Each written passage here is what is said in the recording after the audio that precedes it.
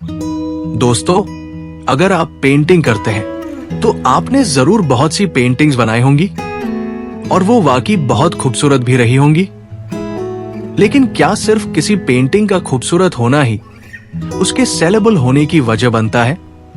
क्या यही एकमात्र फैक्टर है जिससे लोग कोई पेंटिंग खरीदते हैं? क्या हर सुंदर पेंटिंग को लोग खरीद लेते हैं? या फिर जब बात खरीदने की आती है तो लोग और भी बहुत सी चीजें सोचते हैं? वो कौन सी बातें होती हैं जो किसी को अंदर तक छू जाती है, जिससे कोई सोचता है ये पेंटिंग मेरे घर में होनी चाहिए, ये मेरी पसंद मेरी सोच को दिखाती है?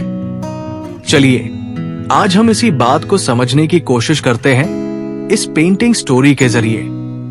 इस कहानी में हम समझेंगे कि इस पेंटिंग को कैसे कंपोज किया गया है, कैसा एम्बियंस तैयार हुआ है, क्या क्या एलिमेंट्स हैं जो इस पूरी कहानी को आगे ले जा रहे हैं, और वो कौन से फैक्टर्स हैं जो एक नैरेटिव पेंटिंग को सेलेबल बनाते हैं।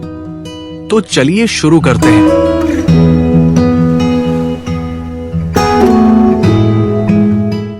ये है आंगन का बचपन। सूरज अब धीरे धीरे अपने बिस्तार पर फैल रहा है। किरणें पत्तों के बीच से लुकाछिपी खेलती हुई आंगन पर बिखर रही है। दोपहर की हल्की सी गर्मी है। आसमान एकदम साफ और नीला है। इस कॉम्पोजिशन में सूरज मेरे पीछे बाएं ओर है, इसलिए छाया दाएं ओर गिरती दिख रही है। कैनवास के दोनों किनारों पर दो घर नजर आ रहे हैं। दाएं ओर एक लिविंग रूम मिट्टी और बांस से बना, बाएं ओर एक भरल घर है जहां ऊंचाई पर रखी गई है एक किसान की जपी और पानी छिड़कने वाली झाझरा।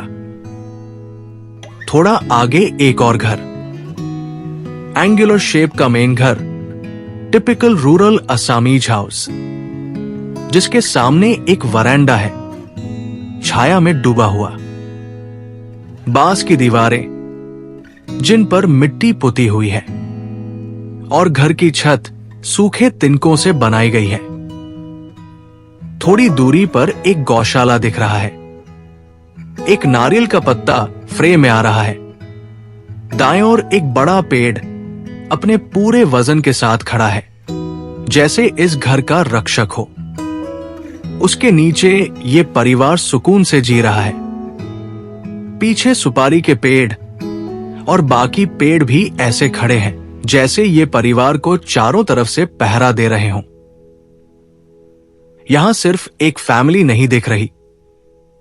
बाएं ओर दो बत्तखें अंदर की ओर आते हुए दिखती है, और दूर गौशाला के पास एक गाय अपने बछड़े को दूध पिला रही है। ये सब लिविंग बीइंग्स इस परिवार की एक्सटेंडेड फैमिली है।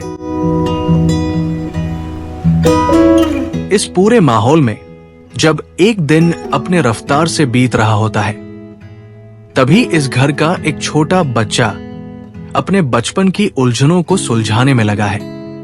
नंगा बदन, सिर्फ एक सफेद हाफ पैंट पहने, वो बच्चा अपनी खिलौना कार से खेल रहा है। तभी एक बकरी आकर उसकी कार को सूंघने लगती है, पता नहीं क्यों। दूर घर के दरवाजे पर उसकी दादी खड़ी है। ये मजेदार दृश्य देखकर शायद मुस्कुरा भी रही हो। दोस्तों, असल में हमारी जिंदगी में ऐसे हजारों छोटे छोटे लम्हे होते हैं जिनमें भावनाएं होती हैं, यादें होती हैं और कहानियां भी। इन्हीं लम्हों को हम अपनी पेंटिंग्स का सब्जेक्ट बना सकते हैं, क्योंकि जब पेंटिंग में कहानी होती है तभी वो दिल से जुड़ती है। यही वो चीजें हैं जो सीधे दिल से कनेक्ट करती है। लेकिन सिर्फ सब्जेक्ट ही काफी नहीं, उसकी एम्बियंस भी बहुत जरूरी होती है।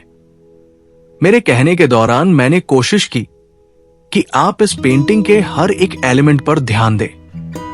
मुझे उम्मीद है कि आपने गौर भी किया होगा, क्योंकि यही छोटी छोटी बातें आपकी अगली पेंटिंग की प्लानिंग में मददगार साबित हो सकती है। मेरी माई सोल्ड पेंटिंग स्टोरीज सीरीज में मैं सिर्फ पेंटिंग की कहानी ही नहीं सुनाऊंगा, बल्कि ये भी बताता रहूंगा कि उसे कैसे कंपोज किया गया, उसमें क्या डिटेलिंग है और उसके पीछे की सोच क्या रही। हालांकि एक ही वीडियो में सब कुछ समझाना थोड़ा मुश्किल है, इसलिए आपसे अनुरोध है कि इस सीरीज की हर छोटी छोटी कहानी को ध्यान से देखें। ये आपको पेंटिंग की कॉम्पोजिशन और सब्जेक्ट सिलेक्शन के बारे में बहुत सारी इंसाइट्स देंगे।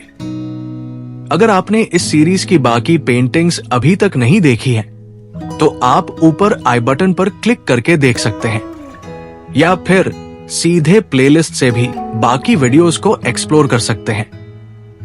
जाते जाते एक सवाल, क्या आप गैस कर सकते हैं ये बच्चा क्या सोच रहा होगा? आपका जवाब जरूर कमेंट बॉक्स में लिखिए। और अगर ये वीडियो अच्छा लगा हो तो काइंडली लाइक और शेयर जरूर कीजिए। और अगर आपने अब तक चैनल सब्सक्राइब नहीं किया है तो प्लीज कर लीजिए। इससे मुझे हौसला मिलता है आगे और भी काम करने का और ऐसी ही कहानियां आप तक लाने का। इसी के साथ मैं आपसे विदा लेता हूं। धन्यवाद।